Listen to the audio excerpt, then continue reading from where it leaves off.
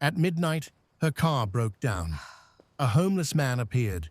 By morning, her house was already falling apart. A jealous ex returned. A loyal housemaid turned against her. And the stranger she helped became the center of everything. This one decision would change her life forever. Tara Danjuma's hands shook so violently that her car key nearly slipped from her grip.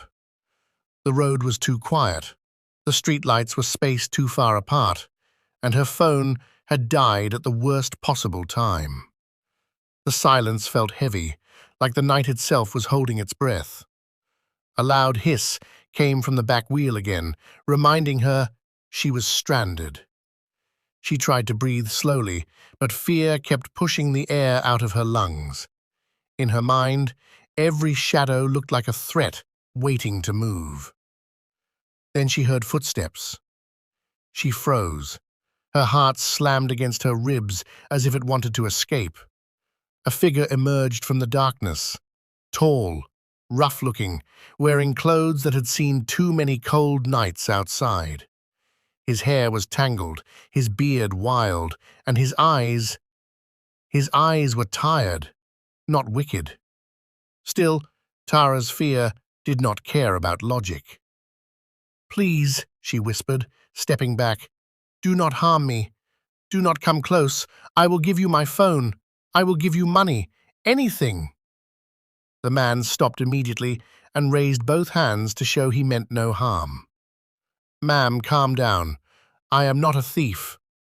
Tara's voice cracked. "Are you sure?" He let out a dry laugh that carried no joy. "If I were a thief, I would have taken something already. What happened to your car?" She swallowed. "A flat tire." He moved closer slowly, careful not to scare her. "Open the boot. Let me check." Tara hesitated, then opened the trunk. He crouched, pulled out the jack, and worked like someone who had done this many times.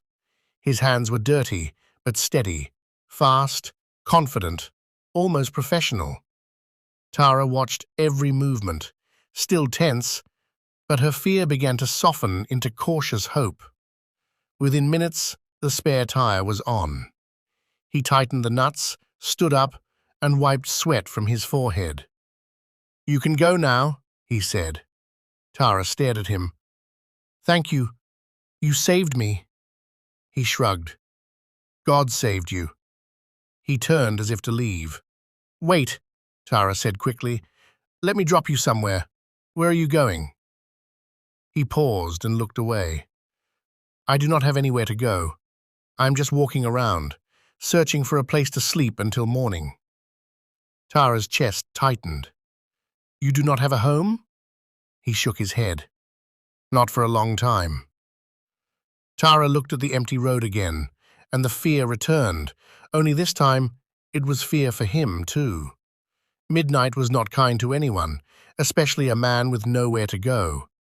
The thought of leaving him out there felt wrong, like turning her back on a human being. "I cannot leave you here," she said. "Please come with me, just for tonight. You will sleep and rest. Tomorrow, you can decide what you want to do."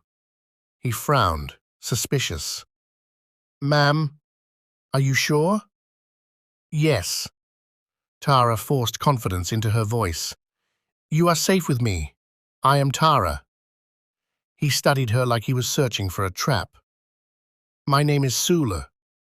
Tara nodded. "Okay, Sula, get in." As she drove, he kept glancing at her, then at the road, as if expecting the car to vanish like a dream. Tara kept both hands on the steering wheel, alert and focused, yet she felt something unfamiliar, an odd mixture of fear and responsibility. When they reached her estate, Sula sat up straight, eyes wide. The gate opened smoothly, revealing a massive compound with bright security lights and a quiet mansion that looked like it belonged in a magazine. Sula's mouth fell open.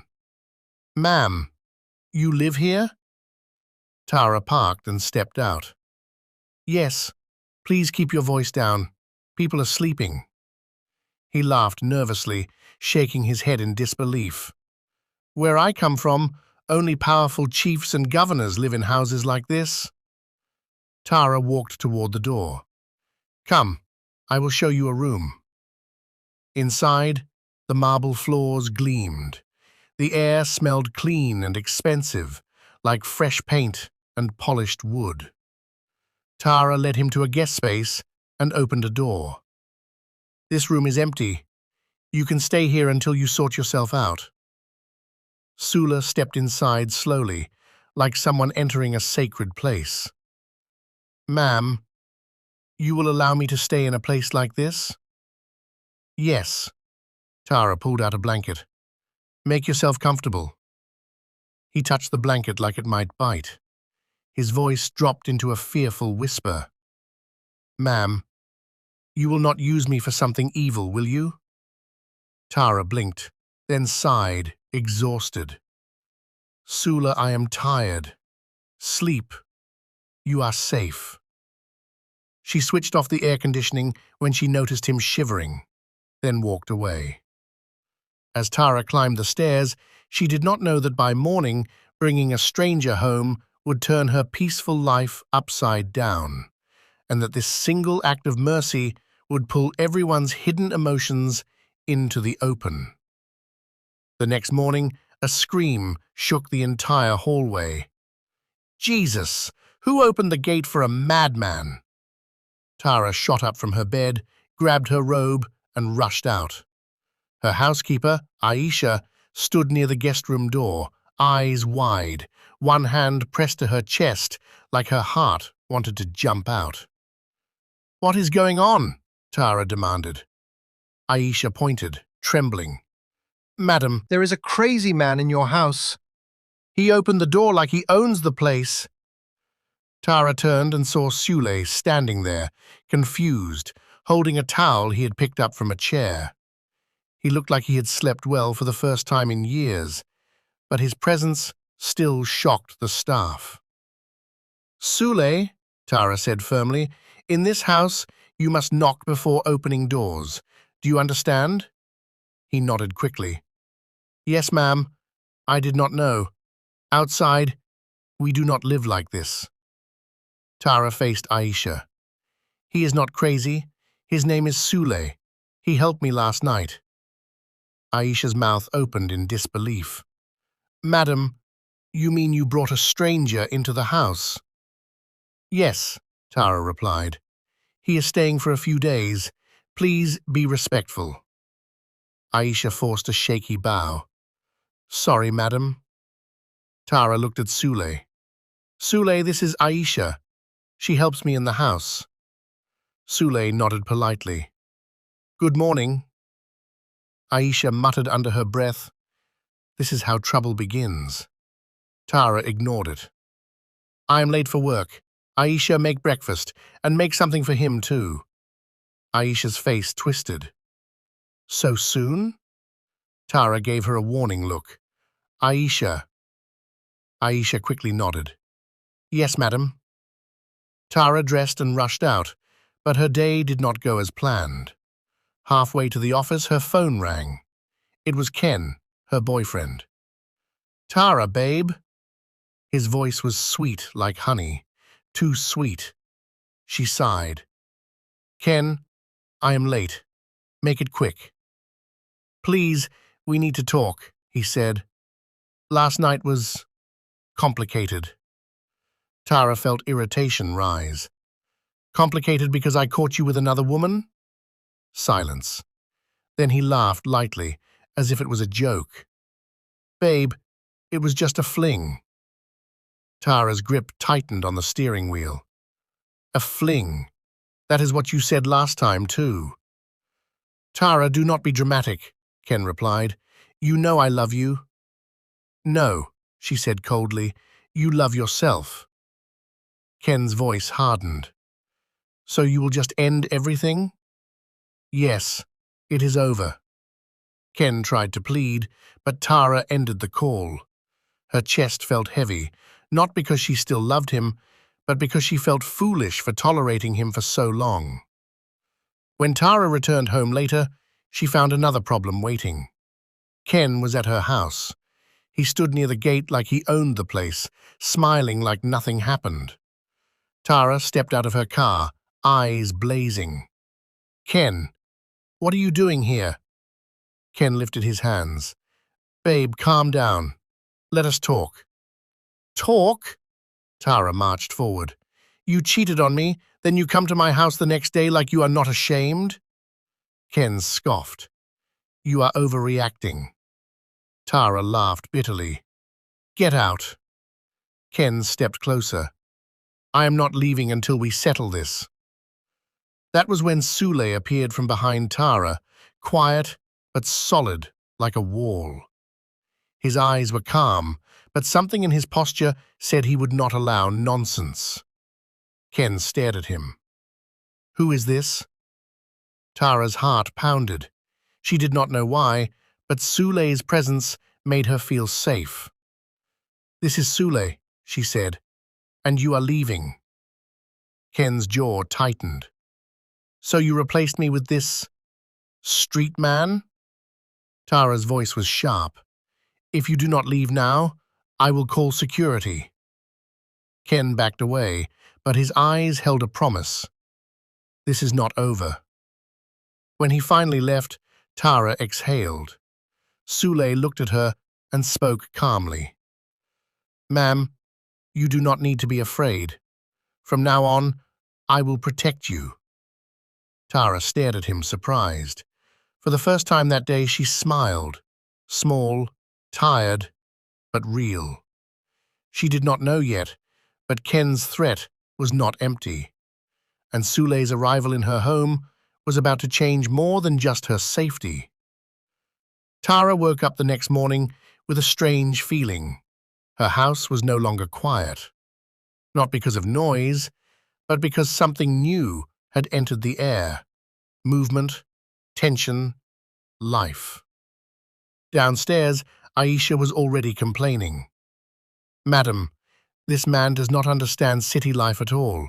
He opens doors anyhow, touches things like a child." Tara sipped her tea calmly. "Aisha, I told you to be kind. He is learning." Aisha rolled her eyes. "Madam, kindness does not mean you should bring problems into your house." At that moment, Sule walked in, wearing the same worn clothes, but looking cleaner after a night of proper sleep. He greeted Tara politely. "Good morning, ma'am." Tara nodded. "Good morning. Sit down, Sule. Eat." He hesitated, then sat slowly. Aisha placed food before him like she was placing something in front of a stray dog. Sule glanced at the fork and knife. "Ma'am, where I come from, we eat with our hands." Aisha hissed. "Nonsense! This is a fine house." Tara raised a hand.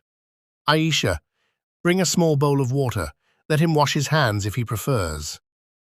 Aisha muttered, but obeyed. After breakfast, Tara studied Sule carefully. Under the dirt and roughness, she noticed something else. His face had good structure, his eyes were intelligent, and his voice, though simple, was not foolish. "Sule," she said, "what is your background? Did you finish school?" He scratched his head. "I finished primary school. I started secondary school, but my father died. Everything fell apart." Tara's expression softened. "I am sorry. What would you like to do now? School? A skill?" Sul's eyes brightened. "Mechanic work. I like it." Aisha laughed loudly. "Mechanic? Dirty work." Sul turned to her. "Any work that puts food in a person's mouth is not dirty." Tara hid a smile.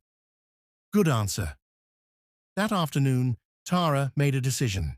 She took Sul to a barbing salon. The barber looked at Sul like it was a joke. Tara did not care. "Give him a haircut that suits his face." Sul sat stiffly while the clipper buzzed. Every small sound made him flinch like a man expecting pain. When the barber finally turned the chair, Sul stared into the mirror. He froze. The man in the mirror looked different. Not rich, but no longer like someone the world could ignore. Sula touched his head slowly. Is that really me? The barber laughed. Tara smiled. Yes, that is you. From the salon, Tara took him to a boutique. She bought him simple but neat clothes, jeans, clean shirts, slippers. Sula tried to refuse. Ma'am, you have done too much. Tara's voice was gentle. Sometimes help is not a debt. Sometimes it is just mercy. When they returned home, Aisha nearly choked. Madam, is this your madman? Sula frowned. Please do not call me that again. Aisha clicked her tongue. Look at you, already talking back. That night, Tara caught herself watching him from the staircase as he adjusted his new shirt awkwardly. He looked uncomfortable in kindness, like someone who had never worn it before. Sula suddenly noticed her and bowed his head. Thank you, ma'am. Tara nodded and walked away quickly, confused by the warmth in her chest. Later, she heard Aisha whispering on the phone. Ken is planning something, Aisha murmured. I heard him. He said he will come back.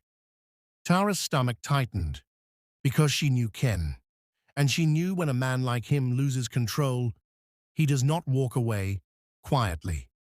And this time, Sula was standing in the middle of that storm. If Tara thought the makeover would make life easier, she was wrong. It only created new problems. Aisha became worse. Every time Sula walked into a room, she acted like he was carrying bad luck on his head.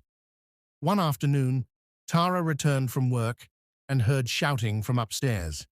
Aisha, what is the problem again? She called. Aisha stormed out of the hallway furious.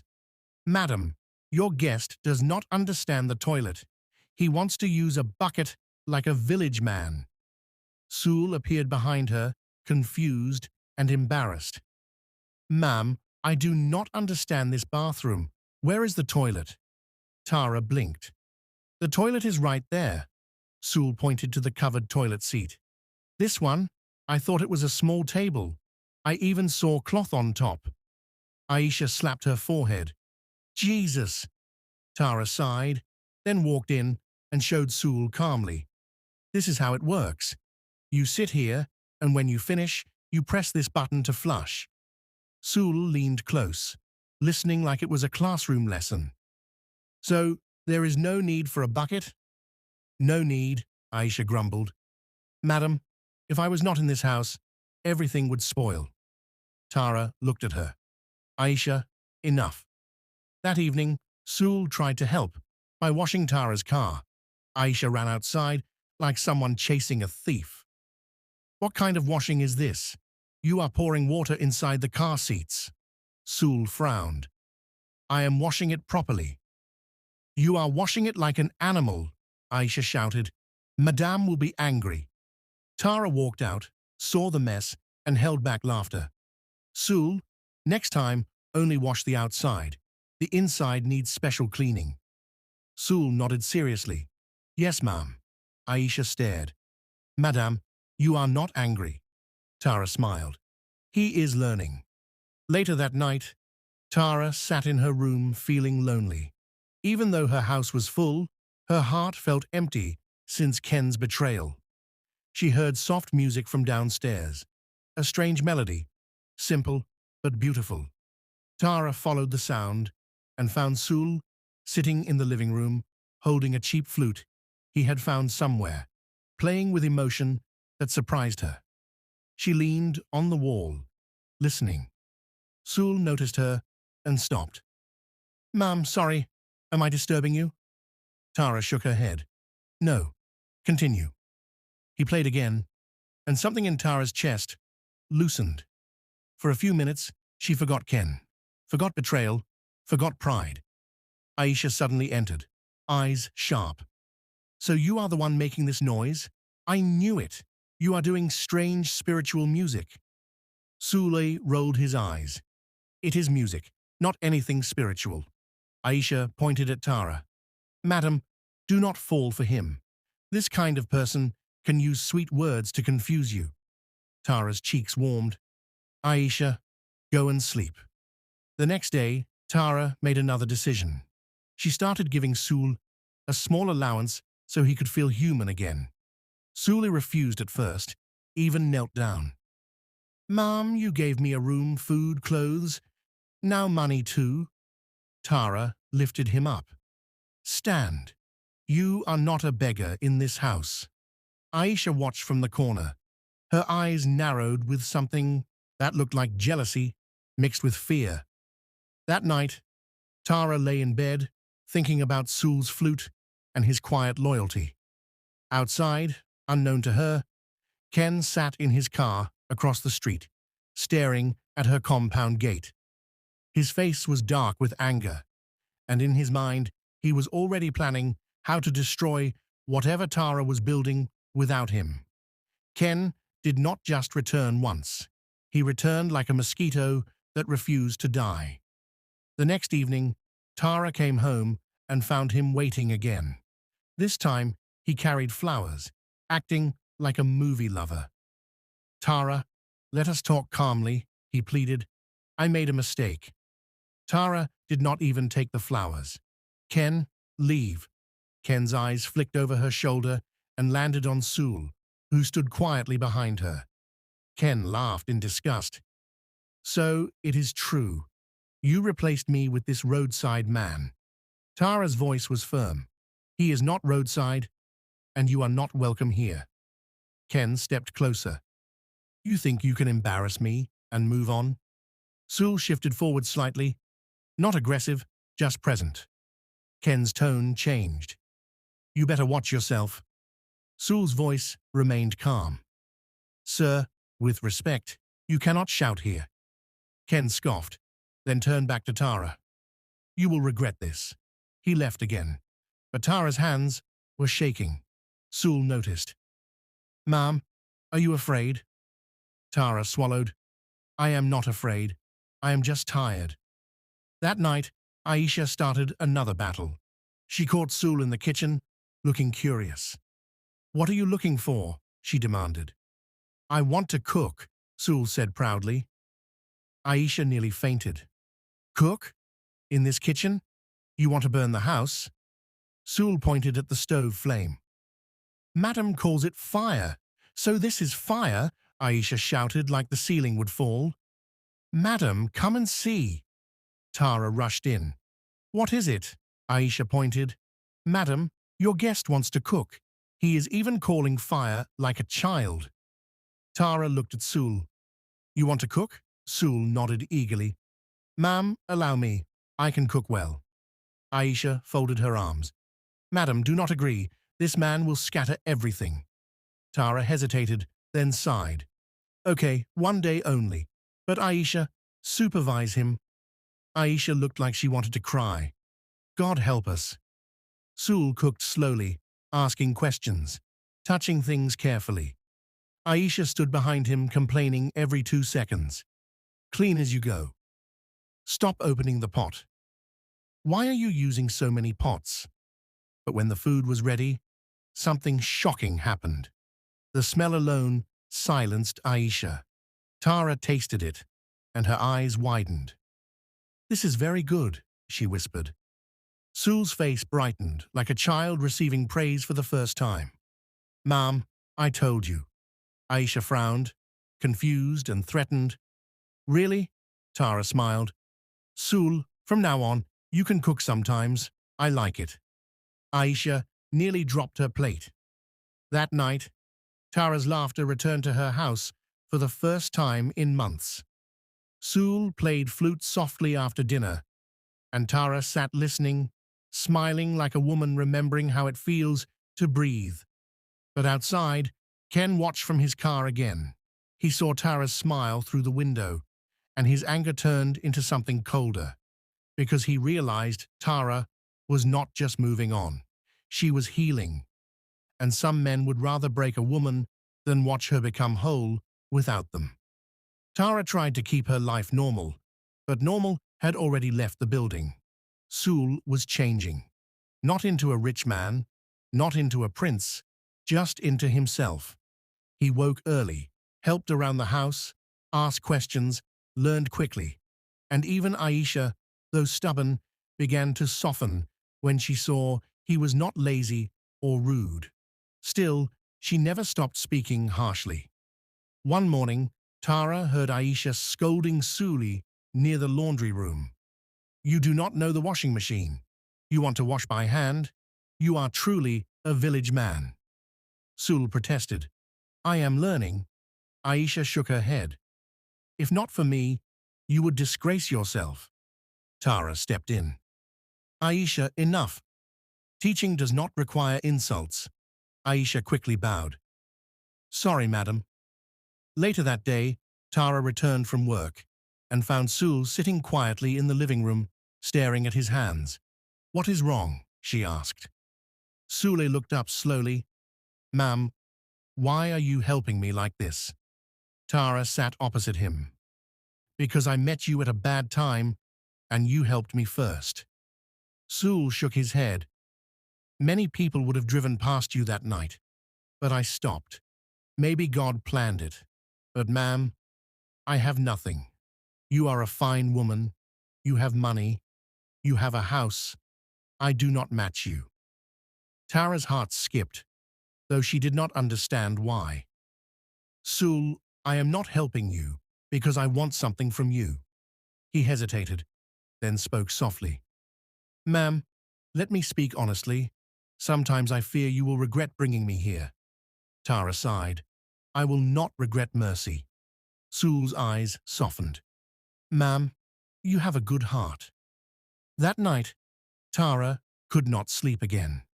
Loneliness crept into her room like cold air.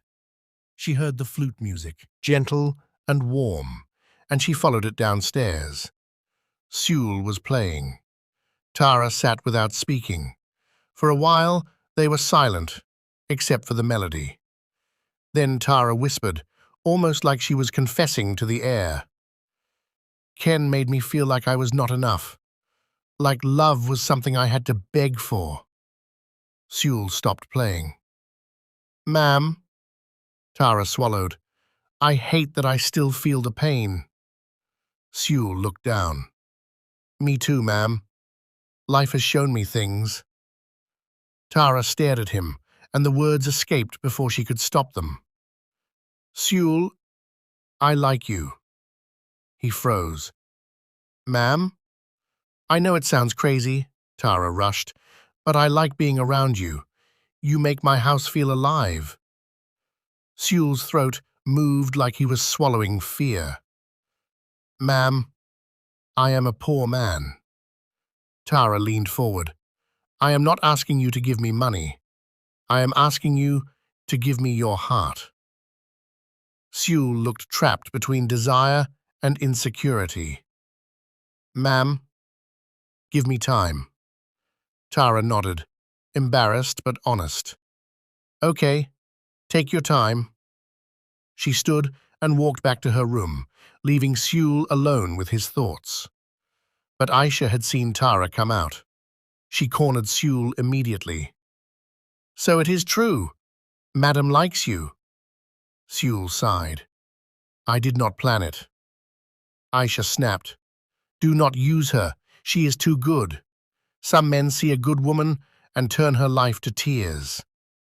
Sule's voice was low. "I will not hurt her." Aisha narrowed her eyes. "I pray you mean it." Because the truth was, Aisha was also fighting her own emotions. She had been in the house for years. Tara treated her well. But deep down, Aisha feared something. If Tara truly fell for Sule, everything in the house would change. And change can make people do dangerous things. Change came fast, too fast.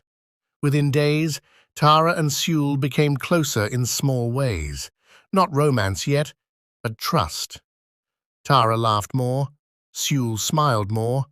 The house felt lighter. Aisha watched it all with mixed feelings, and her jealousy grew like weeds. One afternoon, Tara came home and asked Aisha to bring Sule's new body spray and shaving items upstairs. Aisha obeyed, but complained under her breath. "So I am the one packaging romance materials now?" That evening, Tara heard shouting downstairs again. She rushed down and saw Aisha yelling at Sule near the kitchen. "You are planning to poison Madam," Aisha screamed. "I know your type." Sule's face hardened. "Aisha, are you okay?" Tara stepped between them. "Stop! What is going on?" Aisha pointed at Sule. "Madam, he is getting too comfortable. He enters the kitchen anyhow and acts like the owner. Today, he wants to cook again without permission." Sule protested. "Ma'am, I just want to help." Aisha laughed bitterly. "Help or trap Madam?" Tara's chest tightened. "Aisha!" Aisha did not stop. "Madam, open your eyes. Ken is not a saint, but this one could be worse. Street men know how to package themselves." Sule's voice dropped. "I have never insulted you.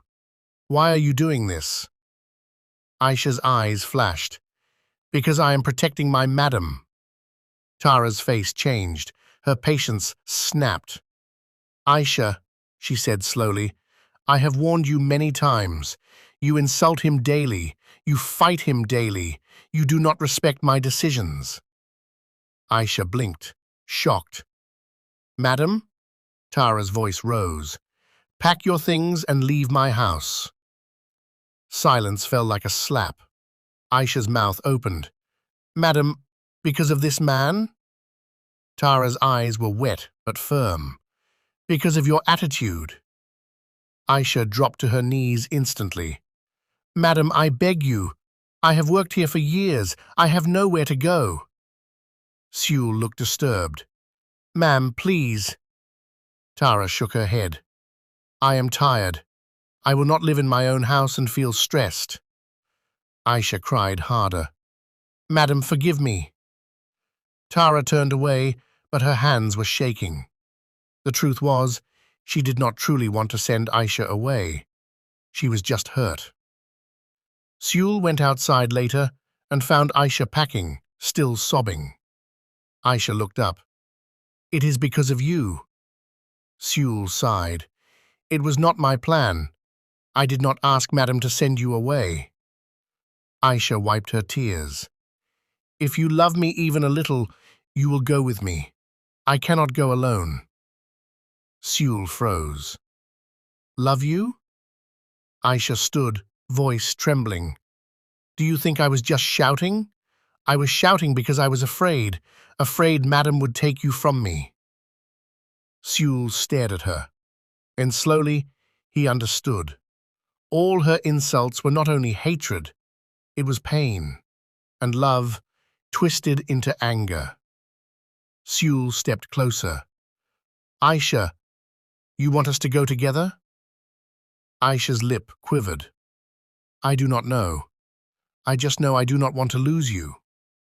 Sule exhaled, confused but emotional. "Me too. Since I came to this house, you have always been there."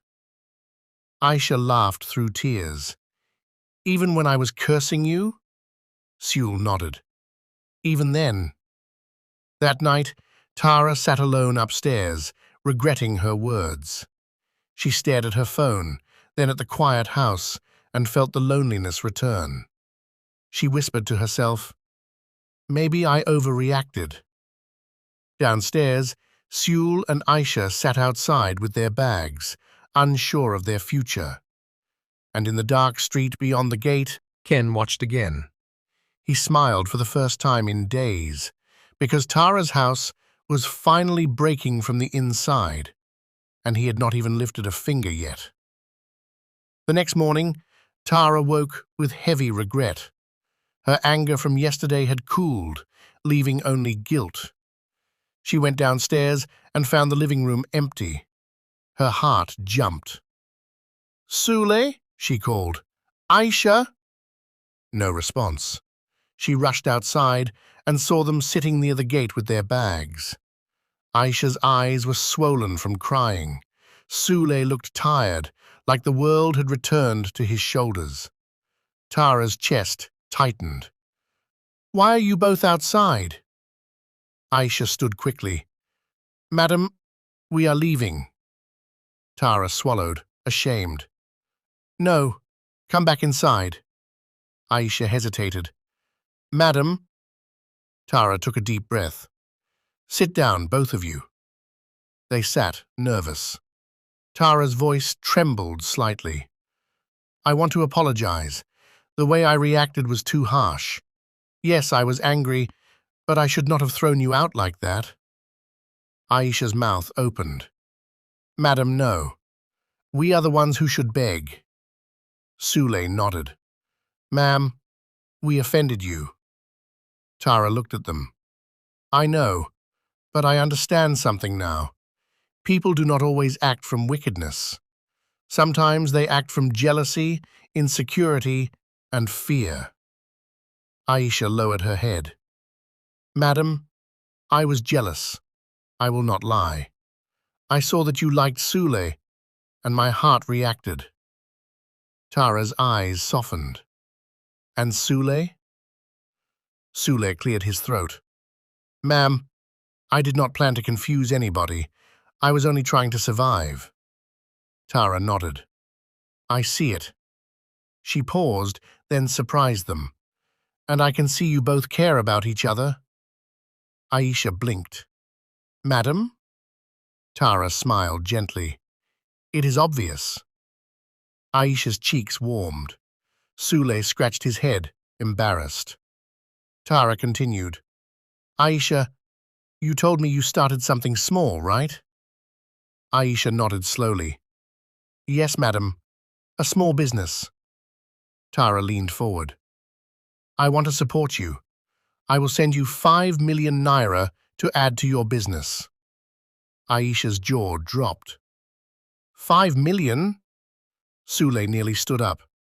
"Ma'am, are you serious?" Tara laughed. "I am serious. It is my way of saying, do not let your life end inside this house. Build something that will stand." Aisha started crying again, but this time from shock. "Madam, I have never even seen 500,000 before." Sule's eyes shined. "Ma'am, God will bless you."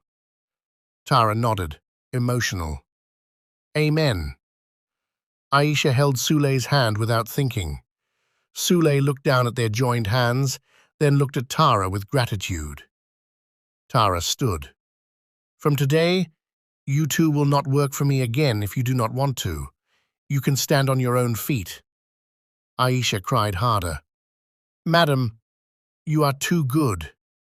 Sule's throat tightened. He stood up slowly, then dropped to one knee.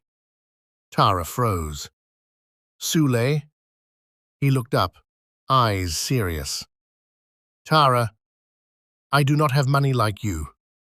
I do not have fancy words, but I have a heart." He swallowed. "You changed my life. You treated me like a human being when I felt like dust.